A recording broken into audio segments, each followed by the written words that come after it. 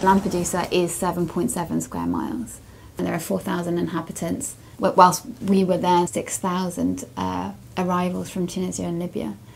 The island simply cannot sustain that amount of people, and I think that's more than clear from the scenes that we witnessed. Il est mort de faim d'ici. Oui. Il est mort. Il n'y a pas de toilettes, tout le monde est parti aux campagnes là-bas, ça c'est rien. Comment ça se fait là? Même les douches et rien. Il y a tout le monde. Ici, tu as mangé ici, il n'y a pas. Ça c'est rien là qui veut rester ici. En plus, tout le monde il fait froid ce soir. Oui. Il dormir dans la rue, dans la route. We don't even really need to talk about human rights standards. It was so below that. And we're just on a very human level seeing people who were just living in conditions that didn't allow for human dignity. No one should be subjected to living in those kind of conditions, regardless of who you are or why you fled. Io dormo sempre a bordo, non ho visto il trasferimento, non lo so dove li trasferiscono, in aereo o in barca, però quello che so è che siamo, io parlo per me, del 23 e tanti altri che siamo qua. Tutti i giorni siamo con le autorità e sempre tutti i giorni le stesse promesse.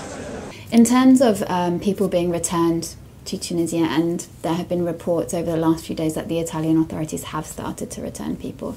There should never be an assumption that an entire population are simply economic migrants. There may well be asylum seekers and refugees amongst them. If that's the case, everyone should be informed of their right to claim asylum should they want to do so. These are very basic human rights, and really regardless of your reasons for having fled or left a country, you're entitled to those minimums. Over the last couple of weeks, hundreds of lives have been lost at sea, people taking unseaworthy boats, mainly from Libya, but also from Tunisia. What they have done in the past, and which they simply cannot do now, is push back boats. They need to make sure, firstly, that there are more and better search and rescue operations, so that when boats do capsize, fewer lives are lost. And at the same time, they need to ensure that any search and rescue operations are fully compliant with human rights and refugee law. Amnesty will be raising concerns with the Italian government. We really want to strongly emphasise, and I think I've tried to do this, that Lampedusa cannot receive and accommodate the numbers of people arriving from Libya and Tunisia. It has to be purely a transit centre.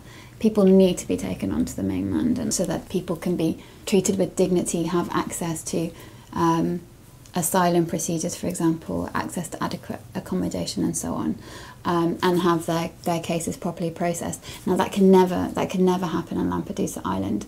This was a humanitarian crisis that was of the Italian government's own making. It's a humanitarian crisis that could have been avoided.